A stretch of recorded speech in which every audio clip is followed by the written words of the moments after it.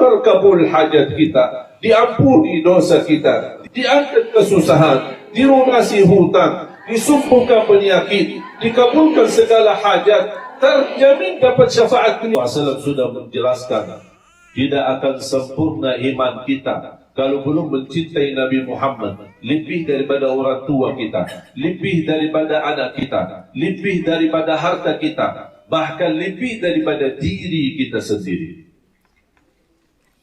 Kenapa wanita menjaga jilbab? Karena ingin meniru istri-istri Nabi Muhammad SAW. Bukan karena diperintahkan atau kita mengikuti zaman atau model atau sesaat, tidak. Kita selalu melihat apa yang kira-kira dicintai Nabi Muhammad, apa yang disukai Nabi Muhammad. Saya ingin melakukan orang yang pertama. Jangan menunggu ada orang menyuruh kita, tapi kita yang duluan melakukannya, supaya ini menjadi salah satu bukti nyata kita orang yang mencintai Nabi Muhammad. Bukan berkata cinta Nabi Muhammad, tapi perilaku kita menjadi tanda besar cintaan kita kepada Nabi Muhammad SAW. Allahumma sholli alaihi. Dan apalagi semakin banyak salawat kita kepada Rasulullah SAW, akan semakin dikenal nama kita oleh Rasul. Pasti Rasul pasti tahu. Begitu mendengar suara kita, oh ini hamba yang suka dan mencintaiku, yang selalu meniruku dalam kehidupan. Rasulullah SAW bersabda, Inna min afdali ayyamikum yawmal jum'ah, fa'akthiru alayya minas salati fi, fa'inna salatakum tablughuni haitsu kuntum. Ketika saya baca hadis ini, Rasul mengajarkan betapa perhatiannya kepada kita, agar ada hubungan kenalan, ada hubungan silaturahim, ada hubungan batin. Walaupun kita sudah lama jarak kita dalam zaman Rasulullah SAW, sekian tahun, 1400 tahun Rasul sudah wafat. Tapi Rasulullah SAW masih mengajarkan kita, mengajak kita untuk ada ikatan batin bersama Rasulullah SAW. Siapa yang tidak mau ada ikatan batin sama Nabi Muhammad SAW? Apa Rasulullah SAW? Supaya kita ada ikatan yang kuat, hubungan baik batin kita sama Rasulullah SAW. Rasul mengajarkan melalui hadisnya, Inna min afdali ayyam fi yawmal jum'ah. Sebaik-baik harimu, hari-hari di sisi Allah adalah hari Jumat. Sebaik-baik hari adalah hari Jumat. Fa'akthiru alayya minas salati fi. Berbanyaklah salawat kepadaku di hari itu. Berbanyaklah salawat kepadaku di hari itu. Kenapa? Apa kelebihan bersalawat sebanyak-banyaknya di hari Jumat untuk Rasulullah SAW? Karena di ujung hadis berkata, Fa'inna salatakum tablughuni haitsu kuntum. Karena salawat kalian kepadaku di hari Jumat akan Allah sampaikan kepadaku walaupun beliau sudah dimakamkan di Madinah. Siapa yang tidak mau dikenal oleh Rasulullah SAW? Ada malaikat khusus yang ditugaskan oleh Allah, diperintahkan oleh Allah. Tugasnya apa? Ketika ada seorang hamba bersalawat di hari Jumat, malaikat itu membawakan salawatnya, dan dia terbang ke Madinah, dan dia sampaikan, Ya Rasulullah, ini salawat ibu fulanah. Disebutkan namanya. Siapa yang tidak mau dikenal nama kita oleh Rasulullah SAW? Kalau Rasul mendengar nama kita dalam kebaikan dan kita dikenal oleh Rasulullah SAW sebagai orang yang banyak salawat, kira-kira Rasul senang tidak? Apalagi kita jamaah sekalian. Kalau Rasul aja bisa senang, apalagi kita. Rasul aja belum bertemu kita, dia telah menyampaikan rasa rindunya kepada kita melalui sahabat. Ketika Rasulullah SAW bersama sahabatnya habis menuburkan seorang yang sudah wafat. Selepas itu Rasulullah SAW duduk dan membawa kain macam tusukan. Dia tunjukkan tusukannya ke tanah dan dia meneteskan air mata. Sahabat kaget melihat Rasulullah SAW sepertinya lagi nangis dan sedih. Apa dia sampaikan? Kenapa yang ada apa ya Rasulullah? Rasulullah SAW menyampaikan, merindukan saudaraku. Aku merindukan saudaraku. Sahabat langsung bertanya, apakah kami bukan saudaramu ya Rasulullah? Rasul menjawab, bukan. Kalian bukan saudara, tapi kalian sahabatku. Siapa saudara? Sampai ada rasa cemburu para sahabat melihat begitu rasa rindu Rasulullah SAW kepada kita. Kata Rasulullah bersabda, saudaraku, orang-orang yang datang setelahku, tapi mereka iman dan percaya kepadaku. Mereka menerima apa bawaanku, dan mereka berani dan bersedia membelaku, menerbangkan segalanya untukku. Itulah saudara. Tolong wahai sahabatku, sampaikan salam kepada mereka, dan aku menunggu saudaraku nanti di hadapan pintu surga. Berarti orang yang bertemu Rasul di pintu surga, sebelum masuk surga, Rasul akan sendiri membagikan air minum dari tangannya, dari air Al-Kautsar. Barang siapa yang sekali minum tidak akan haus selama-lamanya. Wallahi rugi orang yang hidup di umat ini. Rugi orang yang hidup di akhir zaman. Rugi yang tertulis namanya menjadi umat Nabi Muhammad, tapi di hari kiamat tidak bisa bertemu Nabi Muhammad. Di hari kiamat dicegah oleh malaikat, kamu tidak boleh bertemu Nabi Muhammad. Kenapa? Ditanya dia kaget. Sampai Rasul berkata, ini ummati, ini umatku. Kenapa? Kata malaikat, dialah melakukan sesuatu yang melanggar apa yang kamu bawa. Makanya tidak kami izinkan untuk bertemu. Betapa ruginya kita. Sudah rugi di dunia tidak bertemu, rugi lagi di akhirat tidak bertemu. Na'udzubillah min dzalik. Makanya jamaah sekalian, jangan rugi dua kali. Jangan menjadi orang yang rugi dua kali. Hidupkanlah hati kita dengan cinta Nabi Muhammad. Dan sebanyak-banyaknya salawat. Wallahi manfaatnya bukan untuk Nabi Muhammad saja, tapi manfaat salawat itu untuk diri kita sendiri. Terkabul hajat kita, diampuni dosa kita, dijamin husnul khatimah, diangkat kesusahan, dilunasi hutang, disembuhkan penyakit, dikabulkan segala hajat, terjamin dapat syafaat beliau. Banyak sekali ribuan manfaat salawat kita kepada Nabi Muhammad SAW. Disebutkan nama kita oleh malaikat kepada Rasulullah SAW. Belum lagi akan mendapat setiap kali salawat 10 kali rahmat dari Allah Subhanahu Wa Taala. Siapa yang tidak mau dirahmati Allah? Sebagaimana Rasulullah SAW bersabda di hadis yang diriwayatkan Imam Muslim, "Man shalla alayya wahidah, sallallahu alaihi biha 10." Barang siapa yang salat kepadaku satu kali, akan dibalas oleh Allah 10 kali rahmat. Tapi khusus keistimewaan salawat kita di hari Jumat, jangan disia-siakan.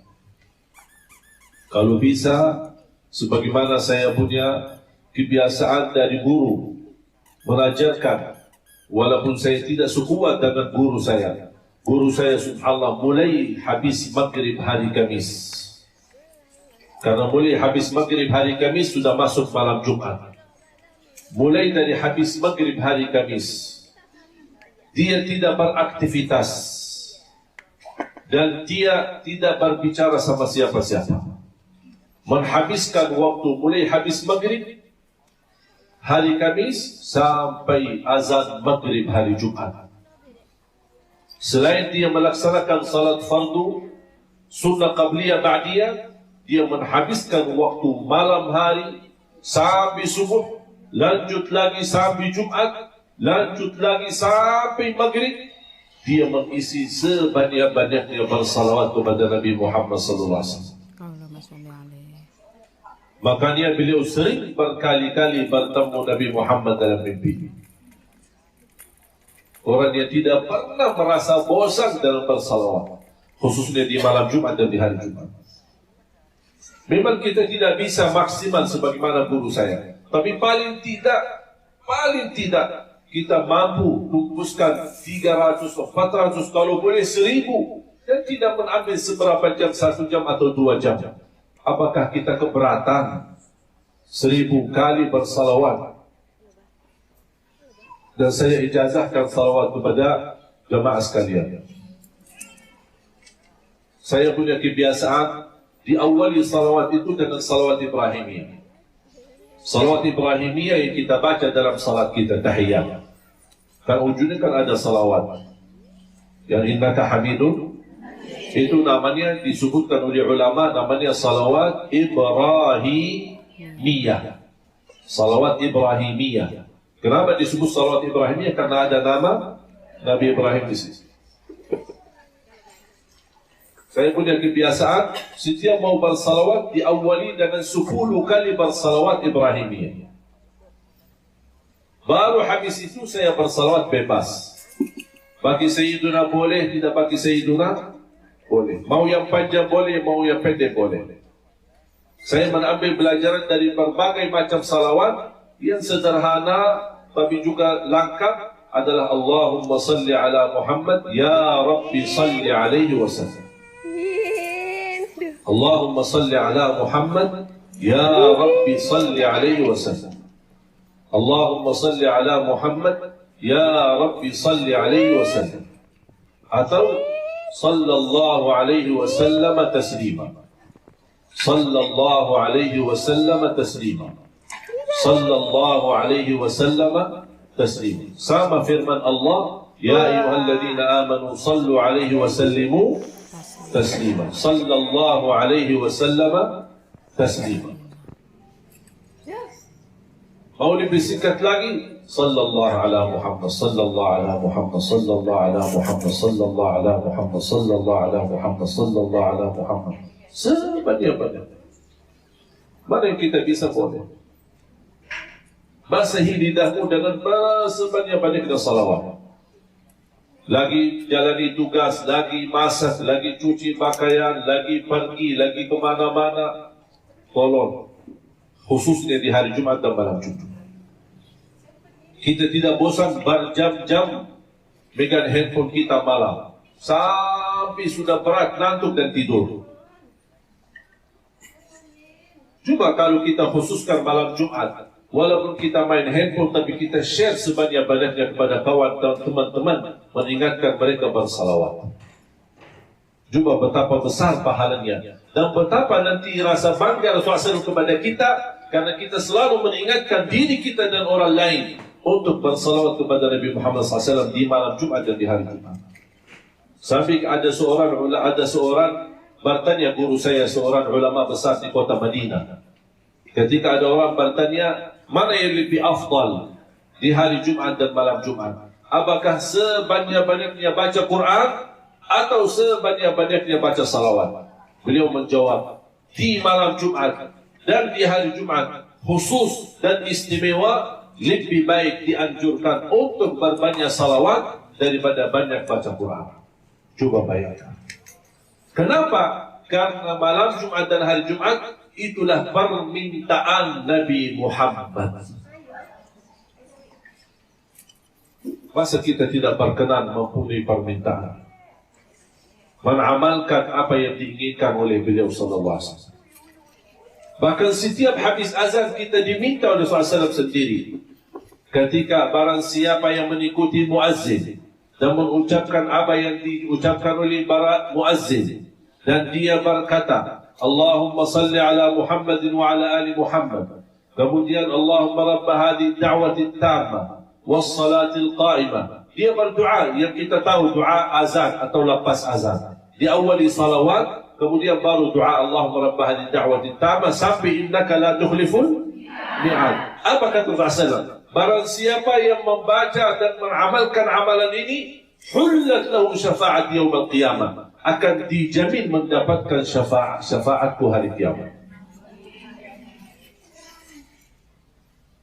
Dimanapun saya berada, ketika mendengar azan, biarpun saya lagi di jalan, saya mengikuti salah satu suara azan di masjid-masjid di jalan.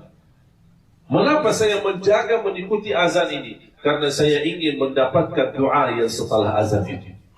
Karena Rasul berpesan untuk menjaga doa ini. Memang tidak wajib, sunnah, tapi betapa besar pahalanya di sisi Allah bagi orang yang membaca doa selepas azan itu, akan terjamin tertulis namanya menjadi orang yang mendapatkan syafaat Nabi Muhammad SAW.